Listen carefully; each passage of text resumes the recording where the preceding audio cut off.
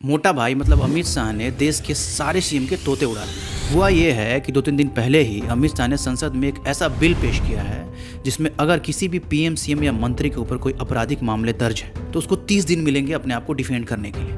मतलब 30 दिन के अंदर उसको बेल लेना पड़ेगा। अगर 30 दिन के अंदर वो अपना बेल नहीं ले पाता है तो उसको अपने पद से इस्तीफा देना पड़ेगा, मतलब छोड़ना पड़ेगा। आपको तो मालूम ही है कि हमारे देश में किसी पे केस करना और उसको जेल में डालना बाएं हाथ का खेल है। कोर्ट का तो आपको पता ही है, जहाँ 10-10 साल तक केस ऐसे ही पड़े रहते हैं वहाँ 30 दिन क्या है। The case will be adjourned to a new date.